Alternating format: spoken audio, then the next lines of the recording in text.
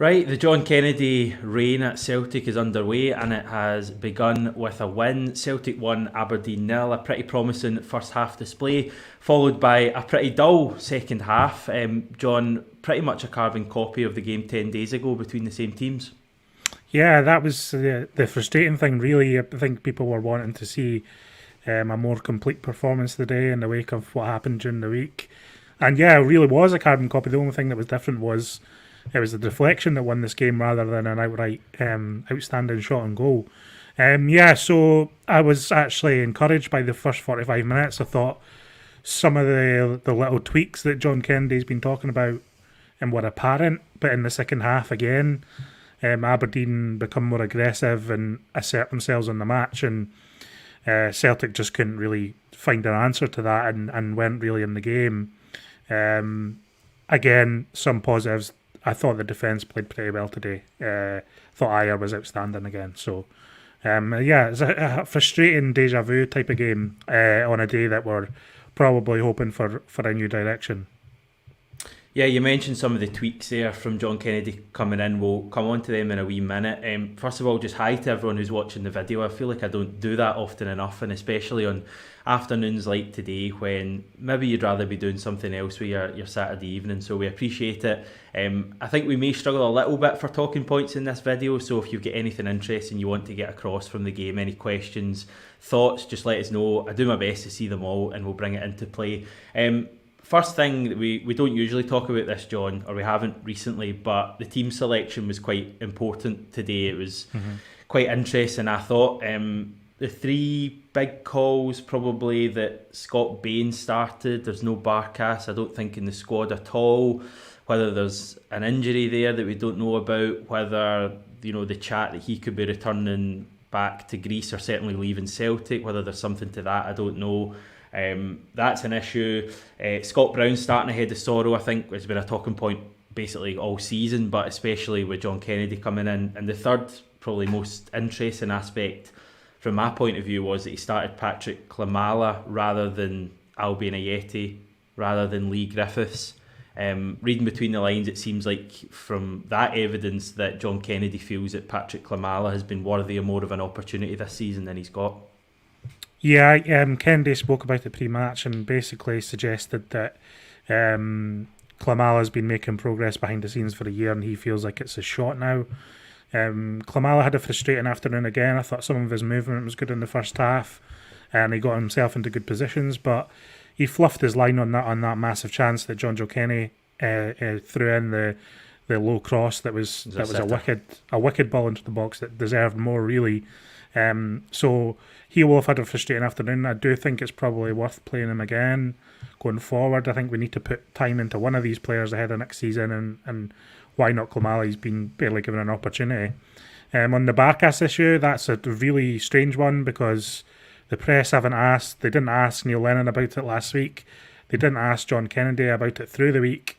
And again, before today's match, the media didn't ask John Kennedy where Barkas is and why he's not even in the squad.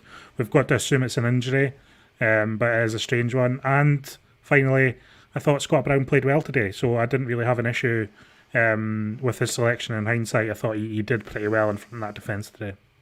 I thought it was his best performance in a good few months. He was actually, he was involved in the game. He was intercepting balls. I still think he slows our attacking play down a lot, but I don't think attacking has ever been Scott Brown's strength, and I think people need to remember that. I thought in general he was good today, and I think it's worth pointing out when Sorrell came on, he came on alongside Brown, which is something I don't think we ever saw from Neil Lennon, unless I'm forgetting.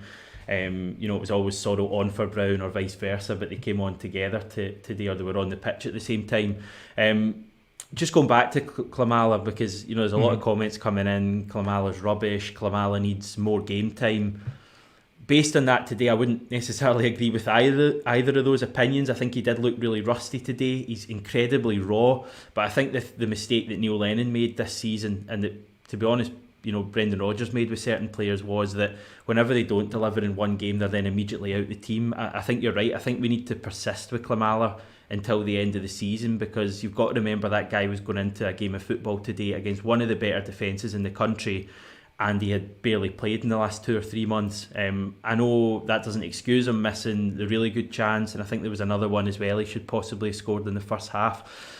But he's incredibly raw. He's got a good engine. His movement's really good. He's just a player that I think would really thrive under a coach like Brendan Rodgers, who would be able to look at his weaknesses and round him into a more rounded player. So I really hope that he sticks in the team for whenever our next game. I think it's Dundee United next week. Yeah, I do agree with that. I do want him to get another opportunity. I've not been a fan of this one bad game and you're out kind of mentality that's persisted at Celtic throughout the season. I think you're spot on.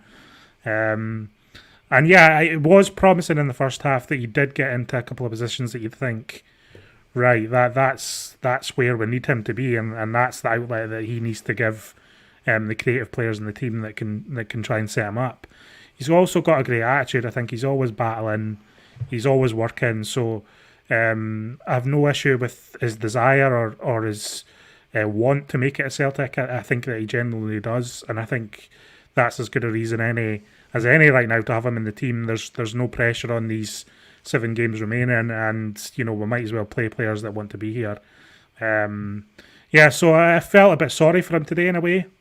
It just didn't quite work out for him, so I'd like to see that finishing touch come from him. But I mean, I know he's not had many starts this season, but he's come off the bench a lot, and I don't know, it's just always seemed like his final touch might not be there. So if he does get a run of games now and doesn't deliver, then you are asking question marks, come the summer.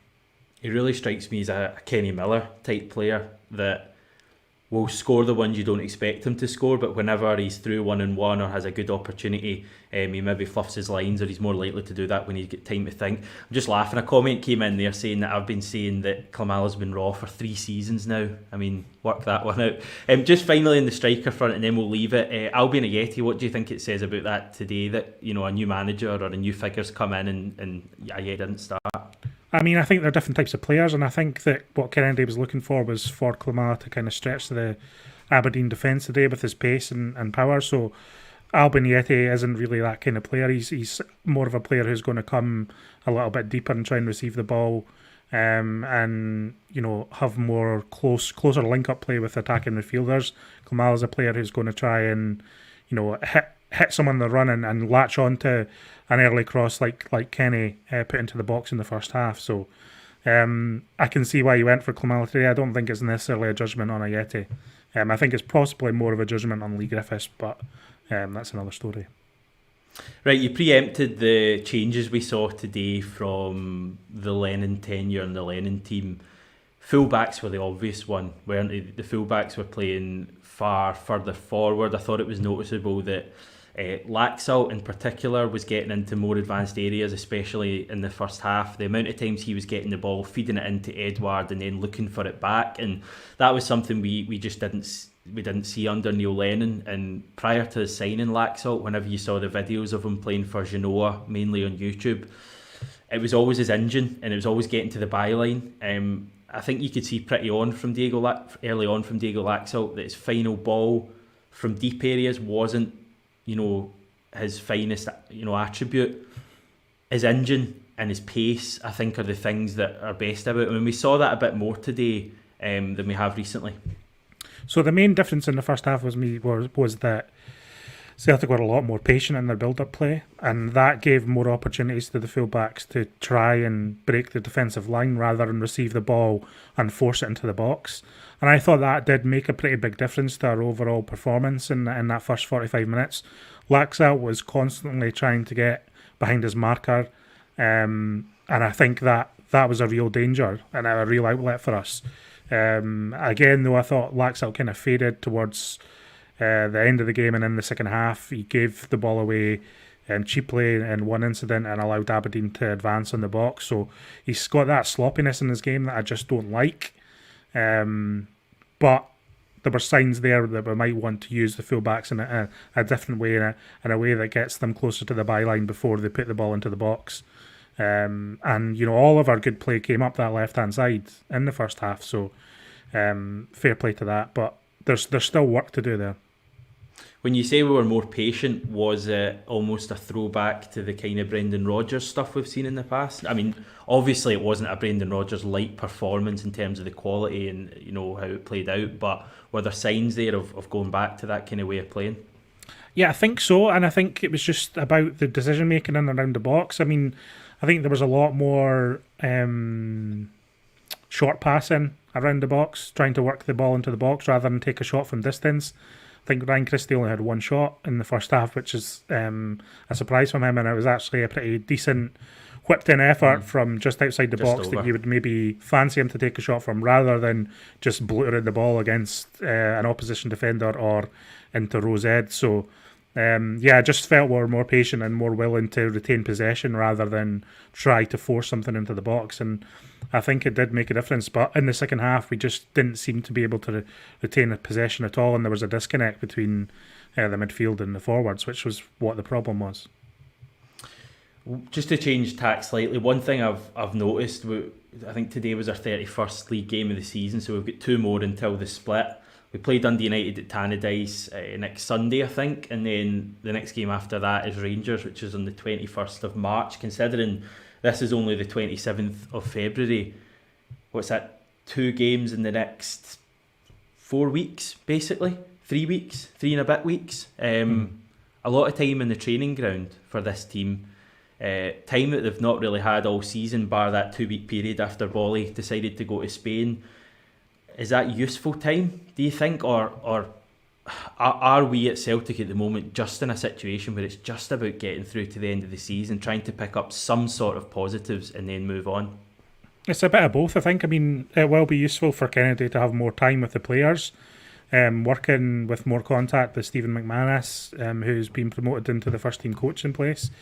But, if anyone was expecting a complete revolution today, I think that was probably misguided. After all, it's only been a few days since Lennon left. I mean, if there's going to be any significant change in the way we play or our style of play, it's not going to come in 2 days, no matter who the manager is. So we can't judge if there is positive progress after Lennon's departure on today. I mean, that will come over a period of 2 or 3 months over these next 7 games, and then we can judge it then. Ultimately, I don't think it matters for next season because, unlike other people, I've got no fear whatsoever that Kennedy's going to be in charge. I just don't think he will be, regardless of what happens between now and the end of the season. I think the club have got pretty clear plans about appointing a sporting director and probably bringing in a manager under that. And I don't think that will be Kennedy. So it's going to be an interesting 2 months to be. I thought today I was looking forward to the game for the first time in quite a while, and it did pique my interest in that first half, and I was just disappointed that the players couldn't build on that in the second half, and it kind of reverted back to what we have been seeing, and it did become a carbon copy of that Aberdeen game. So yeah, the players need to get to work really on the training ground and in the matches. I was a bit similar to you. I was looking forward to the game today more than anything I have for a long time. Don't think I'll be looking forward to Dundee United next week quite as much. I just think I'm a bit fed up of meaningless games, and I'm a bit fed up of a number of these players. And I think it is worth pointing out that 2 of the players I've been most critical of this season, Scott Brown and Ryan Christie, I thought were both pretty good today. I thought Ryan Christie actually was one of his better games for a wee while. I thought he was much more assured. He just seemed to be taking, a step in thinking rather than just acting as he seems to have done all season. So I was quite impressed in general by his performance, but that's what we should be seeing from him, every week. I'm just looking at the fact that we've got, so few games coming up over the next month, and I know we don't know what the situation in the background at the club is and, the managerial process, recruiting a new manager, but I just feel that it is a bit of a missed opportunity when we've got so much time on the training pitch, and we're going to have so much time between now and the end of the season. I mean, we've only got, 7 more games between now and the end of May. I will keep banging that drum in this channel that I think if the right guy is out there and the club know who that is, they should try and get them in now, but you're going to tell me they probably don't know. No, but they don't. They clearly don't. But even if they did... Is that acceptable, though? Well, there's also the argument, most of the managers that we're looking to bring into the club are probably already in a job at the moment. And if they have anything about them, they're probably pretty successful and pushing for some sort of achievement at the end of the season at their current club. It's very hard to bring in a new manager who's in a job somewhere else with a couple of months left of the season. Not everyone's going to snake their club like Brendan Rodgers did to us. Do you know what I mean? So I don't necessarily subscribe to the notion that we need to rush into a managerial appointment. I think there'll be stability in the coaching team and with the players until the end of the season, and that's fine. No, I'm not particularly in any great rush to appoint a manager, and I don't really buy into this thing that the next 7 games could be instrumental to our next season. There's going to be a huge turnover of players in the summer. We're going to be bringing players in and selling players. So all that's got down the road. You're just being impatient, Hamish. Well, we can finally disagree on something, John, because we've been agreeing far too much in this video. I think if the guy's out there, we should try and get him in now and give him a chance to, get to grips. All this stuff. Anything else from today before I give the listeners or the viewers a wee teaser of something that's to come? No. Any of your comments coming in that would have any questions or thoughts on the game? There was one earlier that I didn't know whether to bring it in, but it was basically, I can't find it now, but it was to do with what's the grand plan for stopping Rangers winning the league at Parkhead. And I think one of the suggestions was, should we throw one of the upcoming games? My answer is, why don't we just beat Rangers, a couple of weeks? And it wouldn't give as much. It's been a dreadful season, but at least it would give us, it'd be like they did, back in, was it 2012 or something, when we could have won the league at Ibrox, obviously without the fans. But that would be my grand solution. Just keep winning, Celtic, and they won't win the league at Parkhead. Well, that's your prediction on the channel, and then is it? Five reasons why Celtic will stop Rangers, or 5 reasons why Celtic will beat Rangers. We'll be getting plenty of comments on that video, and another one I did after we won the league. But that's another story. On the topic of the channel, you may or may not have heard this if you follow me on social media, on Twitter, but we do have a pretty good exclusive coming tomorrow on the channel with a former Celtic player. Should I tell them who it is, John? Yes, I think you should. Do you remember a guy called Efrain Juarez? You may do. He played for the club, I think, for about a season. Probably only played a handful of games, scored a few European goals. He was good enough to join me earlier in the week. I budgeted for about a 15-minute chat, and we were still chatting after 40 minutes. So we went into loads of stuff about his time at the club, why he feels it didn't quite work out for him, his love for the club's supporters, and of course the guy he currently works with, Ronnie Dyler, who the two of them were at Celtic at different times, but they still somehow came into each other's lives. So we're going to put that out tomorrow. I think we might actually premiere that on the channel so that you can all kind of watch and chat in the live chat. So we'll say 7:30 for that on Sunday night. So if you fancy a wee bit of Efrain Juarez, you can do that. Obviously, if you're not available tomorrow night, you can watch it on demand as well. But yeah, we exclusive for you. In terms of after that, Jackie probably with us at some stage next week. Good to hear Jackie's thoughts on the current situation. And that's us for today. John, thanks for your time. Thanks everyone for watching, and we'll speak